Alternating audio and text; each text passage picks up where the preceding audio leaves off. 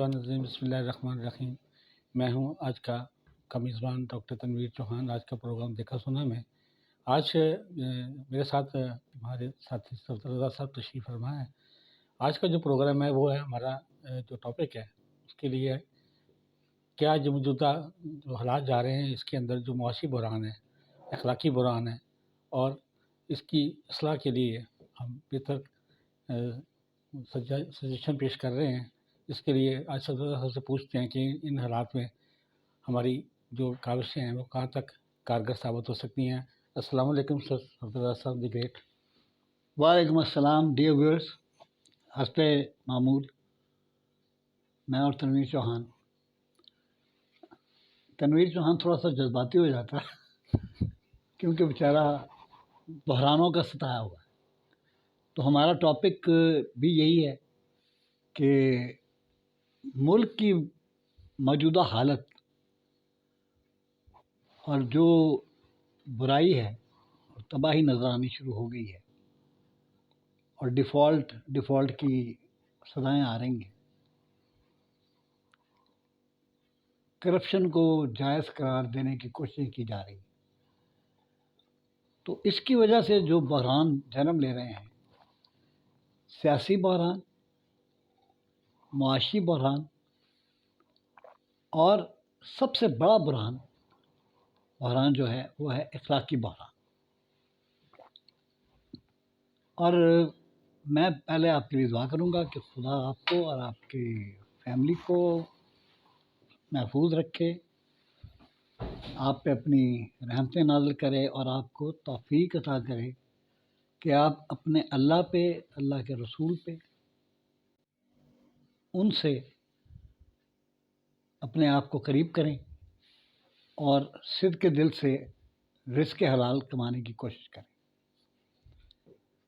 میں جانتا ہوں کہ دنیا میں کوئی بیماری ایسی نہیں ہے کہ جو ایک جدائی، ایک جادو کی چھڑی یا جادو کی پل کھانے سے دور ہو جاتی ہے۔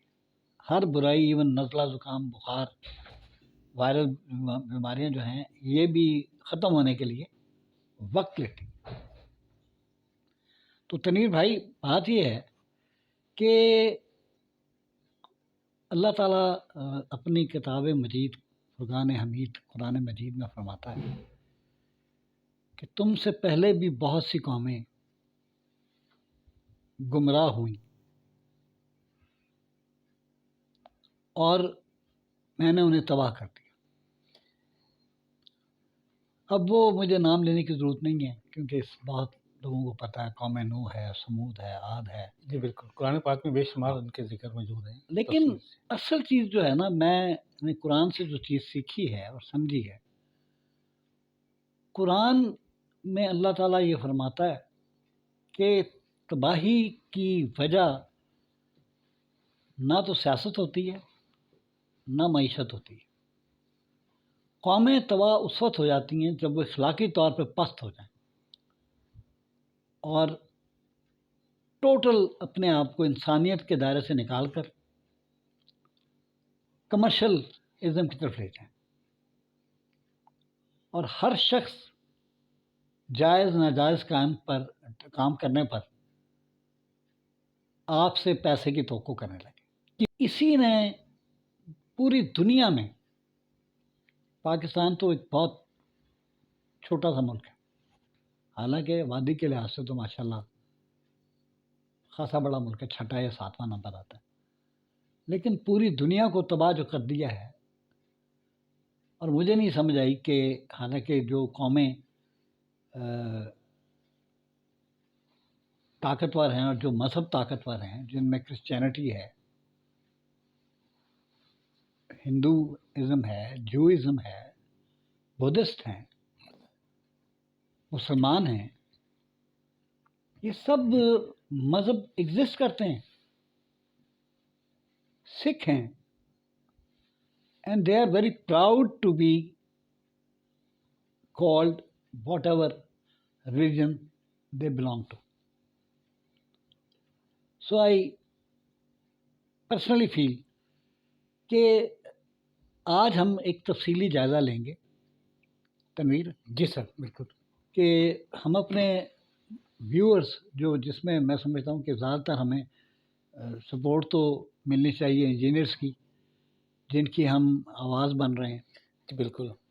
تو آج آپ پہ جو سب سے بڑا انکشاف ہونے جا رہا ہے وہ یہ ہے کہ آپ کے تمام بحرانوں کی ذمہ داری آپ کے اخلاقی بحران پر آتی ہے، اور آپ کی اخلاقی پستی نے اور آپ کے کمرشلزم نے اس قوم کو، اس ملک کو اس مقام پہ پہنچا دیا ہے کہ جس سے ہم کہتے ہیں پوائنٹ آف نو ریٹرن. یہ ذمہ دار ہے ملک کی تباہی اور موجودہ حالت. لیکن در حقیقت یہ اخلاقی ان کی پستی نے یہ سب چیزیں پیدا کر دی. یعنی ایک بیماری، جیسے کہتے ہیں نا جسم میں معدہ خراب ہو تو آپ کا پورا جسم بیمار ہوتا ہے. جی بالکل ٹھیک. جب آپ کی اخلاقیات ختم ہو جائیں اور انسانیت سے آپ دور ہٹ جائیں تو آپ کو یہ سمجھ لینا چاہیے کہ اب آپ انسان نہیں ہیں، ایک درندے ہیں جو ہر وقت شکار کی تلاش میں رہتے ہیں. اور وہ یہ نہیں دیکھتا کہ میں جو حرکت کرنے جا رہا ہوں وہ اخلاقی طور پر کتنی پست ہے اور اس کا معاشرے پر کتنا برا اثر ہو. مطلب 5 6 سال 3 سال 4 سال کے بچے اور بچیوں کا ریپ، یہ اخلاقی پستی نہیں تو اور کیا ہے. پھر مختلف ناموں سے، کبھی اولاد کے نام پر، کبھی ضرورتوں کے نام پر، ان لمیٹڈ کرپشن کی طرف بندے کا رجحان ہے. اور جب میں یہ سنتا ہوں، مطلب میں یہ بالکل دعویٰ نہیں کر رہا کہ میں کوئی فرشتہ ہوں، میں بھی اسی معاشرے کا ایک حصہ ہوں، میں بھی اسی اخلاقی بحران کا ایک جز کہ ہم آخر کھربوں اربوں روپیہ کے بارے میں اکٹھا کرنے کے بارے میں سوچتے کیوں ہیں. اور آج کا جو سب سے بڑا انکشاف ہے، اور یہ انکشاف آپ کو کسی نے نہیں کیا ہوگا جو ہم کرنے جا رہے ہیں، اور یہ پہلی بار بتایا جانا آپ کو کہ آپ کے ملک کے مقروض ہونے کے باوجود عوام کے پاس اتنا پیسہ ہے جسے بلیک منی کہا جاتا ہے کہ جو وائٹ منی کے دائرے میں آتی نہیں. نتیجہ کیا ہے کہ ٹیکس کلیکشن کم، اور پھر مصیبت یہ پڑ گئی ہے کہ اب میں کس کے ہاتھ پہ کوئی مستوار ویلی کا شیر اپنا لہو تلاش کروں. تمام شہر میں پہنے ہوئے، یہ بات ہر شاعر کہتا آ رہا ہے. اب یہ ہے کہ حکمرانوں کو، سیاستدانوں کو، اسٹیبلشمنٹ کو، جوڈیشری کو، پولیس کو، انجینئرس کو، سی این ڈبلیو کو، واسا کو، ایل ڈی اے کو، ہیلتھ والی سائڈ پر ہیلتھ سیکٹر کو، یعنی ہر شعبہ زندگی کو برا بھلا کہنا کی وجہ یہ نہیں ہے کہ ہم کوئی اچھا کام کر رہے ہیں. اصل چیز یہ ہے کہ ہم اپنا اخلاق تو دیکھ نہیں رہے، بطور قوم اپنا کردار تو ہم دیکھ نہیں رہے. میں تنویر سے ابھی بات کر رہا تھا کہ یار مہنگائی مہنگائی مہنگائی. بالکل. تو یہ لوگ اگر مہنگائی ہے تو یہ جو ریسٹورینٹ کھلے ہوئے ہیں، یہ جو کاروبار چل رہے ہیں، یہ جو ہر طرف لوٹ مار کا بازار گرم ہے، یعنی اب میں مطلب آرمی یا چیف جوڈیشری یا پالیٹیشینز یا بیوروکریسی یا انجینئرز یا ان کی کرپشن کے بارے میں بات تو کرنے کے لیے ہر وقت تیار ہوں، لیکن وہ جو ریڑھی والا اور وہ جو بھکاری اور وہ شخص جو 10 بچے پیدا کر کے بیٹھا ہوا ہے، آپ کیا سمجھتے ہیں کہ یہ جو 10 بچے پیدا ہو رہے ہیں یہ پیسے پیدا ہو رہے ہیں؟ یہ ریڑھی والا جو میلے بچارے کپڑے پہن کر پھل بیچ رہا ہے 300-400 روپے کلو، منڈی کا بھاؤ اور ہے، ان کے اپنے بھاؤ ہیں، سبزی والے کا بھاؤ اپنا ہے۔ تو بات میں یہ کر رہا تھا کہ چھوٹے لیول پر جو اخلاقی پستی، وہ بات کر رہا 10 بچے پیدا کر رہے ہیں، وہ بے مقصد پیدا نہیں کر رہے۔ جائیے آپ مختلف مارکیٹوں میں ٹریفک سگنلز پہ جائیے، 6 ماہ کے بچے سے لے کر 18 سال کی جوان لڑکی اور لڑکا، یہ سب بھیک مانگ رہے ہیں۔ 6 ماہ کا بچہ جو ہے وہ ایک رینٹل بچہ ہے، وہ کرایہ پہ چلنے والا بچہ بھی ہے کہ ماں دہاڑی پر اپنے بچے کو دیتی ہے ایک بھکارن کو، اور وہ بھکارن اس بچے کو اٹھا کر افیم کھلا کر اور سارا دن بھیک مانگتی ہے، گھر چلے جاتے ہیں سب۔ اگر مہنگائی اتنی زیادہ ہے اور لوگ بھوکے سو رہے ہیں تو یقین کر لیں کہ اس ملک میں انقلاب آ جانا چاہیے، لیکن کیونکہ لوگ بھوکے نہیں سو رہے، کیونکہ لوگ سیدھے راستے کی بجائے گمراہی کے راستے اختیار کر رہے ہیں۔ اب یہ کرائم ریٹ جو بڑھ رہا ہے یہ اس قوم کی ایک اخلاقی پستی کی وجہ ہے کہ بجائے اس کے کہ یہ اپنی جنگ ان سے لڑیں جو ان کو لوٹ کے کھا رہے ہیں، انہوں نے انہیں کا پیشہ اختیار کر لیا۔ یعنی اب ایک غریب آدمی، ایک مڈل کلاس کا آدمی جو چھوٹے چھوٹے گھروں میں رہتے ہیں، وہ اپنے گھر کے دروازے پر لٹ جاتے ہیں، اسلحہ لے کے جوان لڑکے پھیل رہے ہیں۔ ان کے لیے سب سے بہترین چیز جو ہے وہ بجائے اس کے کہ وہ رزق حلال کمائیں یا نوکری کریں، وہ آتے ہیں اور پھر انہیں یہ بھی پتہ ہوتا ہے کہ ہماری زندگی بے مقصد ہے، اگر ہمیں پیسہ نہیں ملے گا اور ہم گولیاں میں لگ جائے گی تو دونوں صورتوں میں ہمارے فائدہ ہے، کیونکہ زندہ رہنا آج کے دور میں مرنے سے کہیں زیادہ مشکل ہو گیا۔ ایسے ہی، بالکل ایسے ہی ہے، صحیح کہہ رہے ہیں۔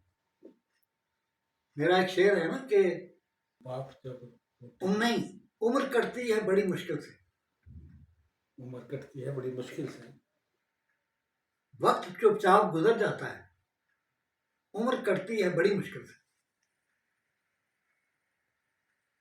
پھر سنیں، وقت چپ چاپ گزر جاتا ہے، عمر کٹتی ہے بڑی مشکل سے۔ تو یہی تو میں بتا رہا ہوں کہ آپ کی 60 سال کی زندگی ہو، 40 سال کی ہو، 30 سال کی ہو، آپ 15 سال کے ہوں، وقت تو چلتا جاتا ہے، لیکن یہ پیٹ کی دوزخ کو بجھانے کے لیے، نفسانی خواہشات کو پورا کرنے کے لیے ہم کیا کچھ نہیں کر رہے۔ ہماری مسجدیں محفوظ نہیں، ہمارے بچے محفوظ نہیں، ہمارے ارد گرد سائیکوپیتھ رہتے ہیں جو اپنی غربت کی فرسٹریشن یا اپنی ذہنی فرسٹریشن کو دور کرنے کے لیے کرائم کرتے ہیں، اور everybody is after easy money, آسان پیسہ، شارٹ کٹس۔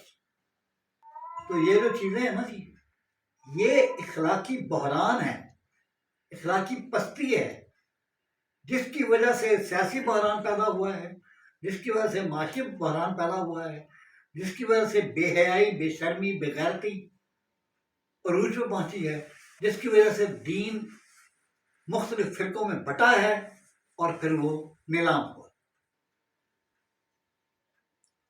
اخلاقی پستی کا جب آپ شکار ہوتے ہیں تو سب سے پہلے آپ کا ضمیر مر جاتا ہے،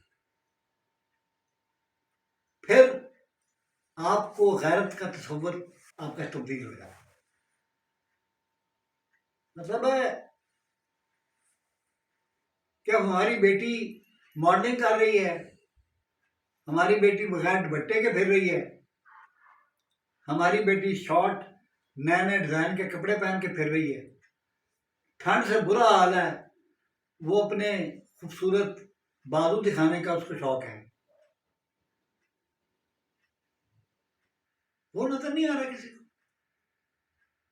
ہم کرپشن کے پیچھے تو ہاتھ دھوڑ کے پڑے ہوئے ہیں نا، لیکن ہمیں یہ بھی تو سوچنا ہے نا کہ اخلاقی پستی جو ہمارے اندر پیدا ہو گئی ہے، اور یہی پلان ہے یہود و نصارہ کا، یہی پلان ہے اینٹی مسلم فورسز کا کہ مسلمانوں کو بے حیا اور بے شرم کر دو، اسلام ختم ہو جائے. بالکل ٹھیک.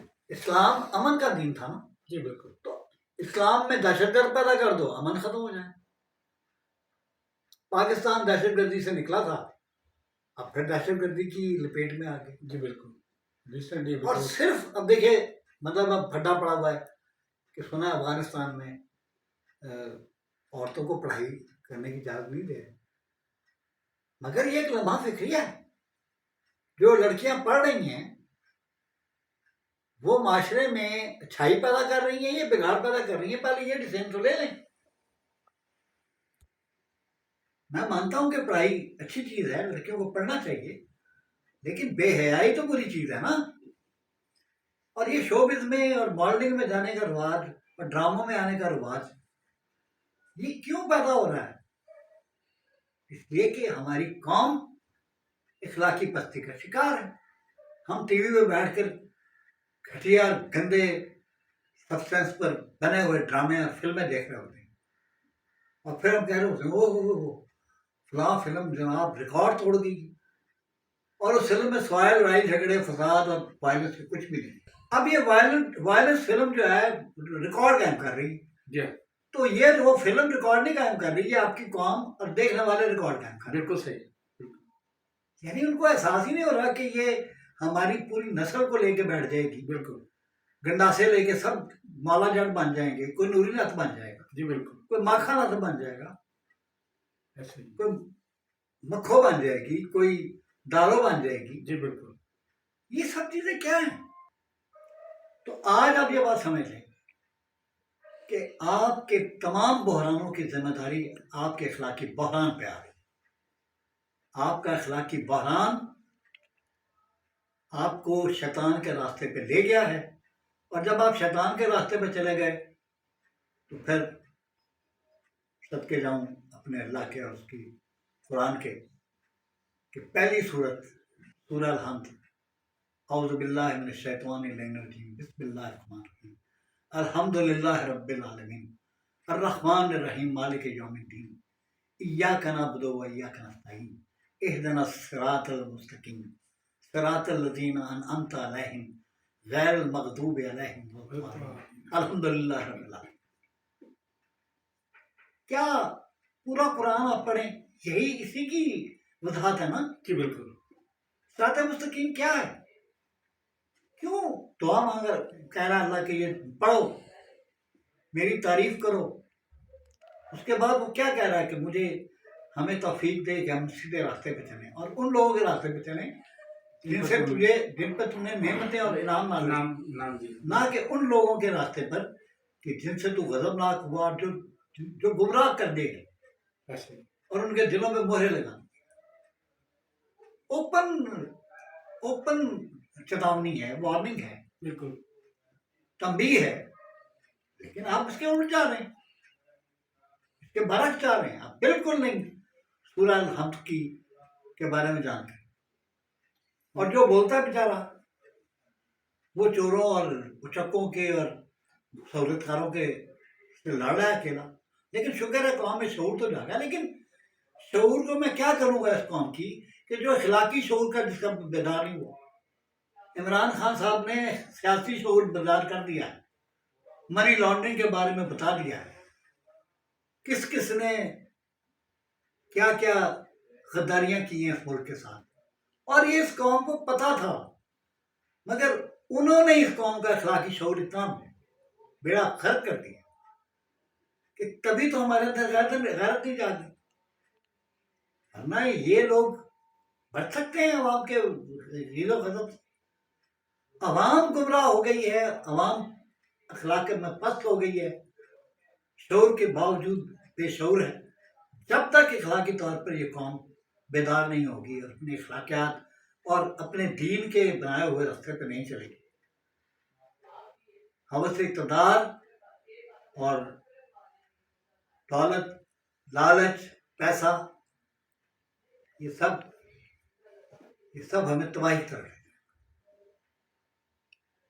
آپ کی خوش قسمتی ہے رحمۃ اللہ عالمین کی امت ہو عذاب سے بچے ہوئے، حالانکہ سائنس تو آپ کے پاس آتے رہتے ہیں ایسے زلزلے کی صورت میں، سیلاب کی صورت میں، مگر کیونکہ آپ لوگ بے حیا اور بد کردار ہو گئے،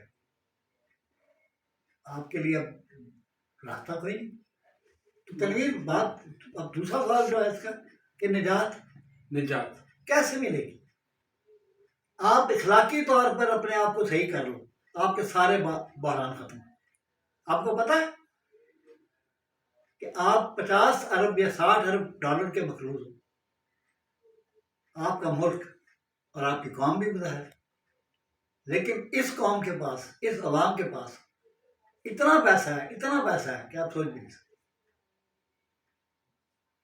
اور سارا بلیک منی، چھپایا ہوا پیسہ ہے جس پہ کوئی ٹیکس پے نہیں کیا جا رہا۔ اور یہ کیوں نہیں پے کیا جا رہا؟ اس لیے کہ جو اوپر بیٹھے ہوئے ہیں ان کے پاس تو اس سے بھی کہیں گنا زیادہ پیسہ، تو اپنے پیسے کو بچانے کے لیے قوم کو تباہ کر دیا، قوم کا اخلاق خراب کر دیا۔ میڈیا ہاؤسز میں قوم کو یہودی اور عیسائی جھنڈے پہ اور ہندو اور کلچر کی طرف لے جانے کے لیے ایسے ایسے پست ڈرامے بنانے شروع کر دیے کہ تباہ برباد ہو۔ یہ سمجھے ابھی ہم دیکھا کہ مغرب سے جو مغرب کا ایجنڈا تھا وہ یہی تھا کہ بیسیکلی عورت کو نمایاں یہاں کیا جائے، اگر عورت کو زیادہ یہاں کیا جائے، نمایاں کیا جائے تو اس کا فائدہ کنوں نے اٹھایا؟ مردوں نے اٹھایا۔ عورتیں اگر ایسے لباس پہنے گی جو بالکل نیوٹ ہو، نظر آتا ہو، ہر چیز ہو، تو بیسیکلی یہ آپ نے سوچے کہ یار یہ جو ہو رہا ہے یہ ٹھیک ہو رہا ہے، جو ٹھیک نہیں ہو رہا ہے۔ بیسیکلی ہمارا جو اسلام ہے وہ تو یہ کہتا ہے کہ یار عورت کو سردن ڈھانپ کرانا چاہیے، سب کچھ کرنا چاہیے۔ اور پھر ایک وہ مجھے شعر یاد آتا ہے کہ جلال بادشاہی ہو کے ہو جمہوری تماشا، جدا دین سے ہو سیاست تو رہ جاتی ہے چنگیزی۔ ہمارے یہاں یہی عمل جو ہے نا بالکل کار فرما نظر آ رہا ہے، جس کی وجہ سے ابھی آپ کی اسی بات کے اندر بھی آپ نے ایک مثال دی کہ بچوں کو رینٹڈ پہ لے کے سب کچھ کرتے ہیں۔ تو مجھے ایک اچھا اپنا واقعہ یاد آ گیا۔ میرے ایک نمائندے تھے، میں ان کو ملنے کے لیے رنجا خان گیا، تو وہاں میری ملاقات ہوئی تو انہوں نے کہا کہ ڈاکٹر صاحب آپ کو میں ایک ایسا بندہ بلاتا ہوں جو آپ کے پنجاب سے لاہور شہر کے اندر 3 مہینے کا اس نے ٹرپ کیا اور کتنے پیسے کما کے لایا اور وہ کیا ہے۔ میں نے کہا اچھا یار یہ کیا طریقہ ہے؟ کہتا اچھا میں بلاتا ہوں۔ تو انہوں نے اس کو بلایا، تو اتفاقاً میرے ساتھ میرا برخودار بھی تھا طیب۔ تو میں نے کہا یار طیب تو بھی سن رہا ہے کہ لوگ کیسے کمائی کرتے ہیں۔ وہ آیا تو ایک بندہ اور ایک مئی دونوں آگے، وہ انہوں نے آ کے کہا جی ہم لاہور میں نا پنجاب میں گئے تھے، لاہور شہر کے اندر، تو وہاں پہ نا ہم نے 3 مہینے کے اندر 3.5 لاکھ روپے کمایا اور 10 سوٹ بنائے ہیں، 2 چاندی کے سیٹ بنائے ہیں، اور یہ پیسے ہم کیش لے کے آئے ہیں۔ میں بڑا حیران تھا کہ یار یہ یہاں سے جا کے کرنے میں کیا کیا؟ انہوں نے کہا جی ہمارا ایک پورا یہاں سے گروپ گیا ہے 40 بندوں کا، جس کے اندر 18 عورتیں اور 22 بندے تھے، جن کی موسٹلی بیویاں تھیں ساتھ ان کے، انہوں نے بچے کچھ تھے، کچھ انہوں نے لاہور سے کرائے پہ لے کے۔ یہ کرتے کیا ہے، مختلف جہاں پہ ٹریفک سگنل ہیں وہاں کھڑے ہو جاتے ہیں، اور گرمیوں میں اور سردیوں میں کوئی ترس کرتا ہے بندہ کہ یار یہ عورت دیکھو کس مختلف کی حالت میں کھڑی ہے، ہم اس کو پیسے دیتے ہیں۔ تو انہوں نے کہا یہ جب آپ جاتے ہیں یہ دیہڑیاں لگا کے وہاں سے پیسے کما کے آتے ہیں، یہ ایسے ہی جیسے سمجھ لے کہ یار یہ گروپ ہے، یہ اتنے 3.5 لاکھ روپے کمایا، انہوں نے ڈسٹریبیوٹ کیا اپنے میں، تو دیکھیں کھا پی لیا، ریسٹ بھی کر لیا، پیسے بھی کما لیے۔ یہ سر نہیں دیکھو تم نے جو واقعہ سنا ہے نا، یہ واقعہ یہ ایک واقعہ نہیں، یہ کروڑوں واقعے ہیں۔ ہاں جی، یہ ہمارا جو فوکس ہے نا وہ جنرلائز ہے اور اسپیسیفک نہیں ہے۔ جنرلائز بتا رہا ہوں کہ انہوں نے لیکن میں جو کہنا چاہتا ہوں نا، میں یہ کہنا چاہتا ہوں کہ اب آپ نے خود ہی یہ خلاصہ کر دیا نا کہ لوگوں کے پاس پیسہ ہے، بالکل ہے، इस ज़माने में मैं एंड करने जा रहा हूँ कि इखलाकी पस्ती का आलम और इखलाकियात का जो नीचे गिरना है वो ये था कि हमारे जो देहात थे वो समझा जाता था कि वहाँ पर बुद्धू रहते हैं, पेंडू रहते हैं। जी बिल्कुल। और ये बड़े बेवकूफ़ लोग हैं, देसी घी हम इनसे ले सकते हैं, मक्खन ले सकते हैं। वो यार उन्होंने कमाल कर दिया कि वो तकनीकें ईजाद कर ली कि गांव से वो आती थी औरतें, देसी घ्यो ला लो, जी बिल्कुल। और वो डालडे से बना होता था। बिल्कुल। तो इसलिए हमारी कौम तो बड़ी ज़हीन है तनवीर साहब, जैसे इतनी इतनी ज़हीन कौम है जी माशाल्लाह बिल्कुल। कि आप इनको किसी करप्शन के रास्ते पर लगा दें, जी बिल्कुल। पैसा कमाने के गंदे रास्ते पे लगा दें, लग जाएंगे। बिल्कुल। तो कंक्लूजन ये है आज की बहस का कि इखलाकियात अगर आप दुरुस्त नहीं करेंगे ऐसे तो आप किसी बहरान का मुकाबला नहीं कर सकेंगे। ये बहरान बढ़ते जाएंगे क्योंकि आप पे अल्लाह की नेमत नहीं, आप अल्लाह की लानत आप पे जब नाज़र होनी शुरू हो जाएगी, बरकतें दूर हो जाएंगी। तो फिर आप देख लीजिए यूरोप में बेहयाई का तूफान है, पैसा होने के बावजूद वहाँ पर गांधी का है। क्या हो गया अगर वो उन्होंने तेल पे कब्जा किया हुआ है, क्या हो गया अगर वो सुपर पावर हैं? हमारी नज़र में तो उनकी औकात कुछ भी नहीं।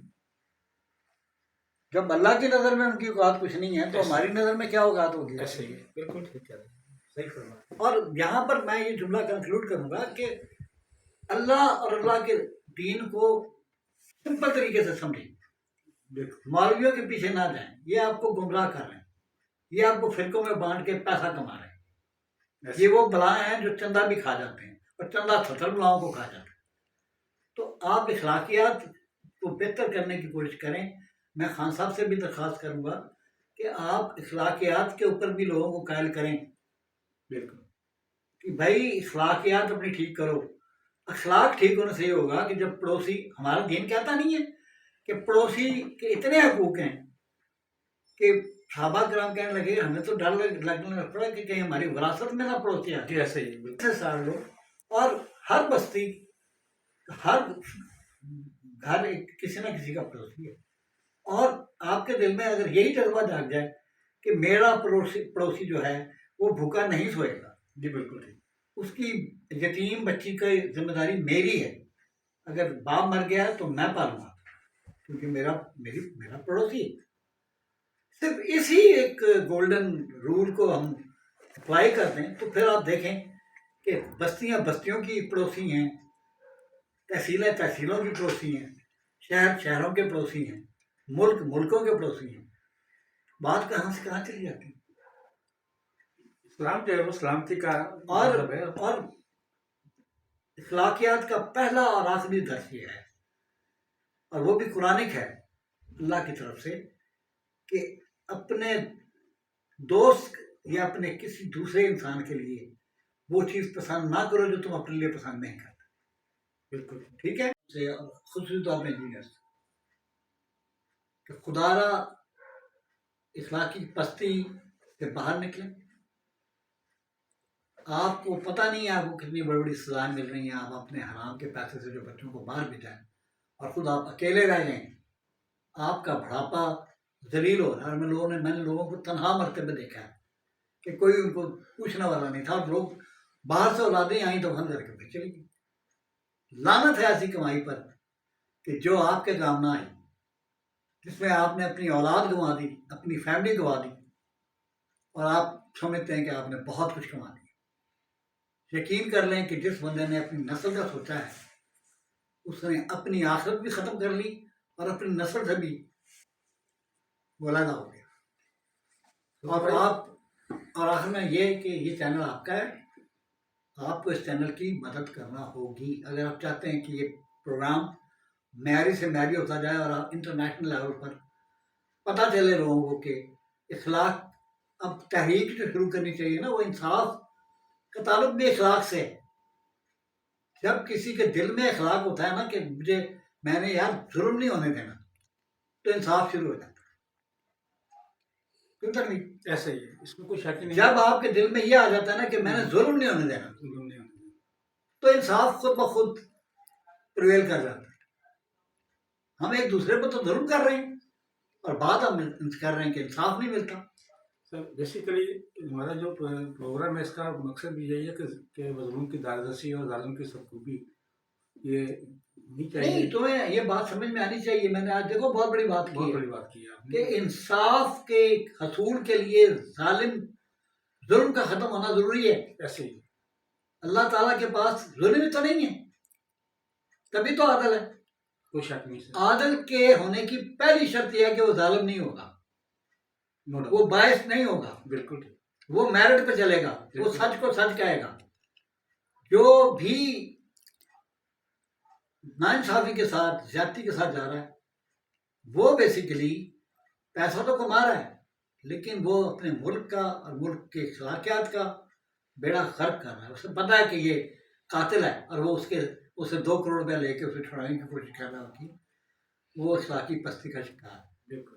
وہ بھول گیا ہے کہ یہاں پر تو وہ کوٹ سوٹ پینٹ سب کچھ پہن لے گا، وزیر بھی بن جائے گا، لیکن اللہ کے ہاں انشاءاللہ وہاں پہ تو جو عدل چلے گا وہ انشاءاللہ تعالیٰ اپنی جگہ موجود ہے اور رہے گا انشاءاللہ. یہ بات انسان اللہ کی پکڑ سے آپ نہیں نہیں بچ بچ سکتے سر. یہ بات اگر ہمارا یقین کامل ہو کہ ہم نے جو یہاں سے جانا ہے تو جو آپ دہی قیامت سے گزرنا ہے تو وہاں پہ کیا ہوگا؟ یہاں پہ تو میرے سفارشی ہوں گے، وہاں پہ کون ہوگا؟ کوئی نہیں ہوگا. سب تو ہر گر رہے بندے ہوں گے نے آگ جی میں. بالکل بالکل.